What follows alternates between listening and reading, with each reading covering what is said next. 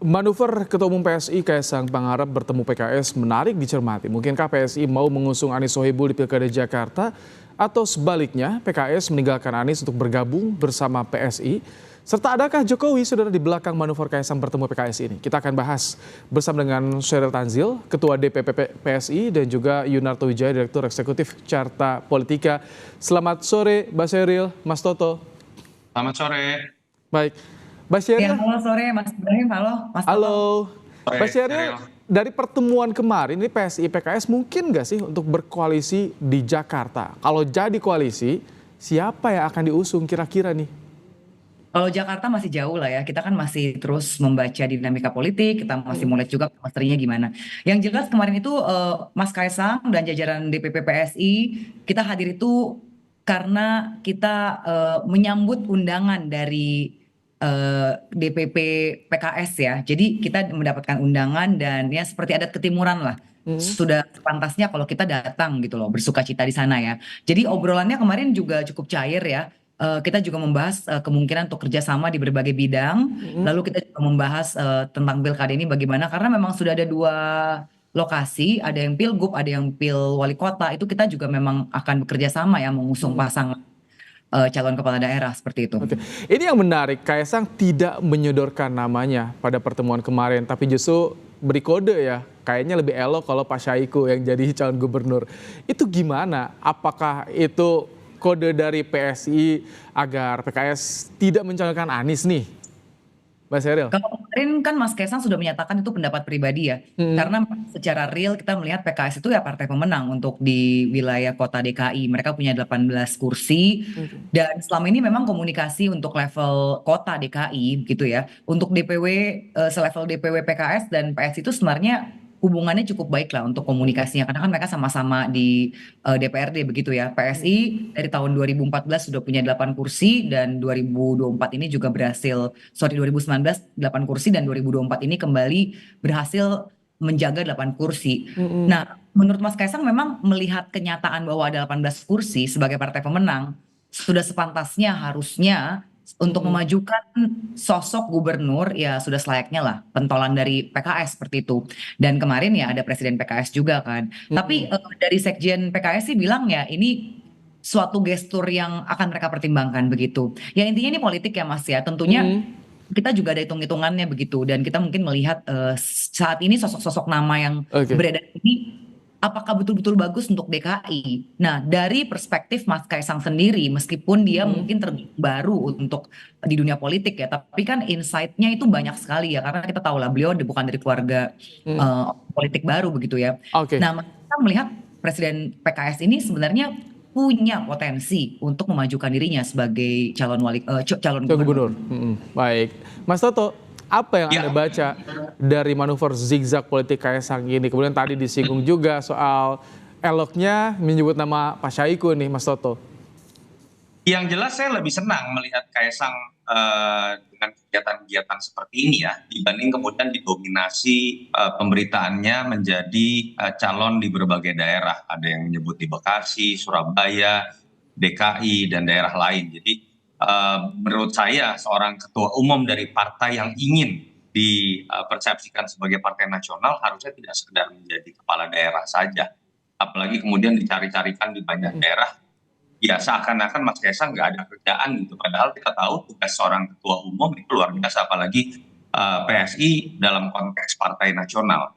Kedua, saya tidak bisa melihat ini sebagai manuver Mas Kaisang terlebih dahulu, karena tadi Sheryl sudah sebutkan dimulai stimulusnya ini dari undangan DPP PKS. Jadi ini bukan inisiatif dari Mas Kaisang. Tetapi ya ini harus dilihat sebagai piawaian seorang Kaisang yang notabene agak mirip dengan gaya seorang Jokowi.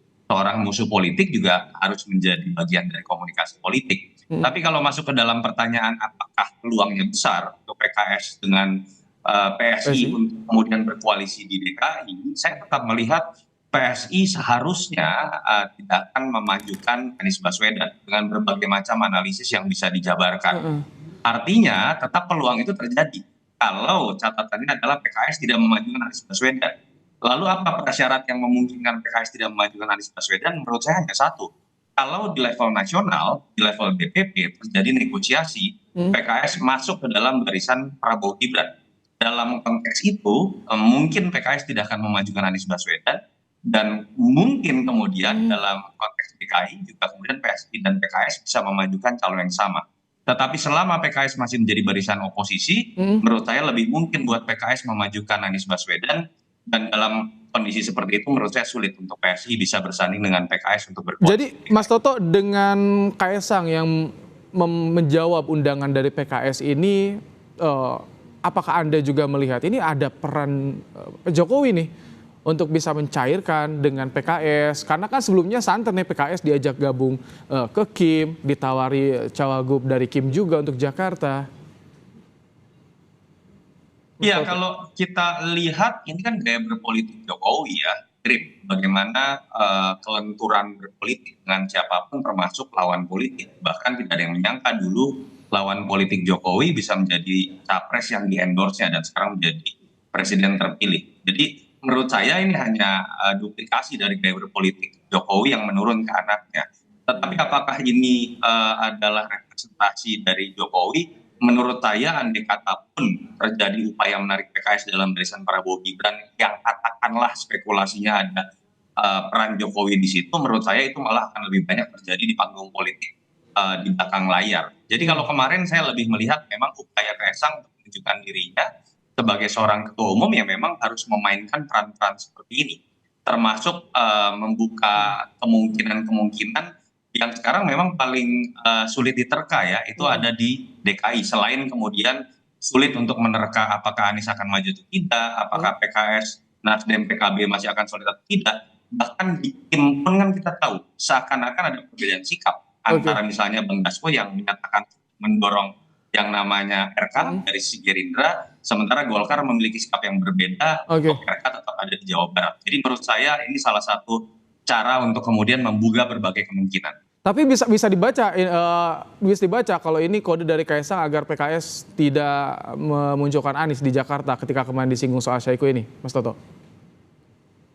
Tanpa statement dari Mas Kaesang kemarin pun menurut saya kalau dalam hitung-hitungan elektoral, bukan hanya buat PSI ya, buat seluruh tim normal, hitung-hitungan elektoral dan membaca survei, kalau tidak menginginkan Anies Baswedan, tentu saja mereka berharap bahwa PKS tidak akan memajukan Anies Baswedan karena kekuatan terbesar mesin politik dan tokoh yang memang ada dalam satu segmen pemilih itu adalah PKS dengan Anies. Ketika kemudian misalnya Anies ditinggalkan PKS, tidak mudah loh memadukan antara PDI Perjuangan misalnya atau kemudian dengan Anies Baswedan yang memang memiliki segmen yang berbeda. Jadi memang daya ledaknya akan lebih luar biasa kalau ingin mengalahkan Anies Baswedan. Salah satu caranya adalah mematikan daya ledak itu dengan membuat PKS tidak mencalonkan Anies Baswedan. Oke, Mbak Sheryl, jadi bagaimana tadi soal peran Jokowi di balik pertemuan kemarin? Nanti betul tadi membalas undangan dari Presiden PKS. Dan apa sih sebetulnya yang ingin dicari dari kerjasama PSI dengan PKS ini? Karena kan PKS jelas nih di Jakarta masih kekeh Anies Sohibul.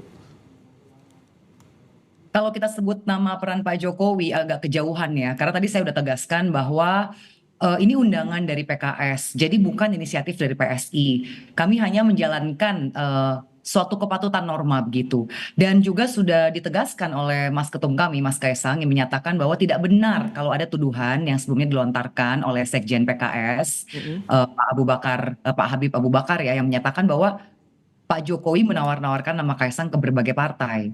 Kemarin pun berkali-kali Sekjen PKS menyatakan bahwa ya perbedaan politik itu biasa saja. Ini kalau misalnya ada rame-rame kemarin ya biasalah. Sepertinya itu sadar betul bahwa Mas Kaesang itu terganggu dengan statement seperti itu ya. Dan itu kan kita juga sudah rilis resmi, Mas Kaesang sudah menjawab secara resmi kepada media bahwa tidak betul namanya ditawar-tawarkan. Yang ada saat ini adalah justru banyak sekali pihak-pihak yang mengundang Mas Kaesang untuk datang berbicara, berdialog, ayo kita bisa kerja sama apa.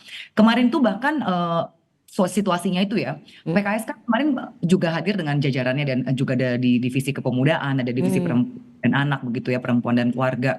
Dan dari Sekjen PKS menyatakan kalau bisa bukan hanya pertemuan kali ini saja, tapi ke depan sebaiknya betul-betul sering bertemu, misalnya mengadakan hal-hal di bidang kepemudaan begitu. Dari Presiden PKS menyatakan bisa juga dari hal lingkungan hidup, misalnya menanam pohon bareng, menanam pohon bersama-sama. Lalu Muaranya ke koalisi nanti di Jakarta.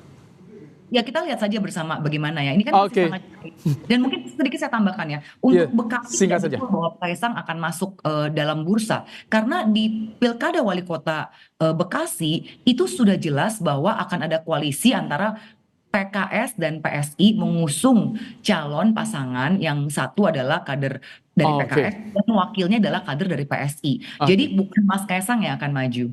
Baik, sama kayak di Banten ya. Terima kasih Mas Syahril Tanzil, Ketua DPP PSI, dan juga Mas Yunarto Wijaya, Direktur Eksekutif Carta Politika, telah bergabung bersama kami di Kompas Petang sore hari ini. Terima kasih.